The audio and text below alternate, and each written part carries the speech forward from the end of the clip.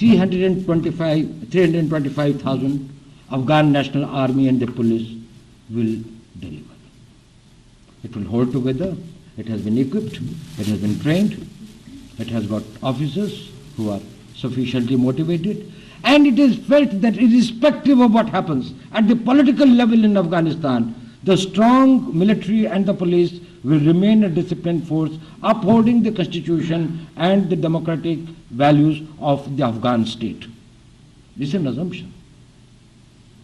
In last 12 months, I have met at least 15 to 20 top Pakistani security officials with the rank of Lieutenant General and above in different places and others. Not one of them has subscribed to this view that this army will be able to hold back, irrespective of the fact what is their weapons, what is their training level, what is this thing. They say there is a mismatch between the officers level and the cadres, and once the ethnic loyalties come up, once there is the transition of power, and again these things, this will get probably it.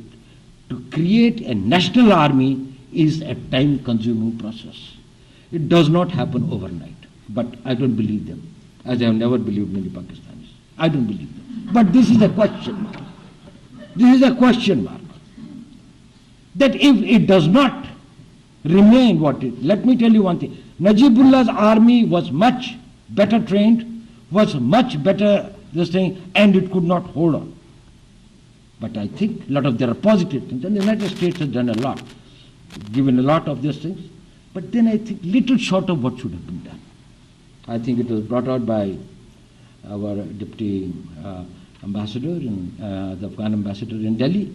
It doesn't have, and I think some others also made the point, the logistics, the air defense, the services and maintenance of the equipment, artillery, air defense powers, all these things, there are big gaps.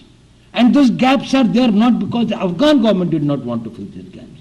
These gaps are there not because the Americans did not want to do it. It is not that the Afghan army did not want to do it. It is because of the Bonn Conference and thereafter. The Pakistanis never wanted an Afghan national army to be equipped and to develop the muscle that it could give resistance to any of the things or any of the designs that they may have in that area. Their wish was accommodated. So that is another reason. But the another one is that Pakistan will change. There is another assumption. That is, Pakistan will take and assume a role of a very responsible state.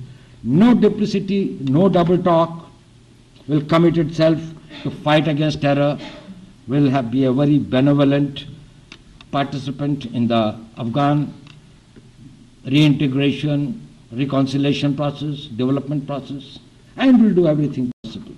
And I think all that, the right type of noises which are coming from Pakistan, gives somebody a lot of hope. Friends, I am not a scientist, but I am a great admirer of Einstein. For one thing that he defined, insanity is. Insanity, he said, is doing the same thing over and over again and thinking that next time the results will be different. You do the same thing once and you get a certain thing, you put your hand on the burner and it burns. But the second time it burns.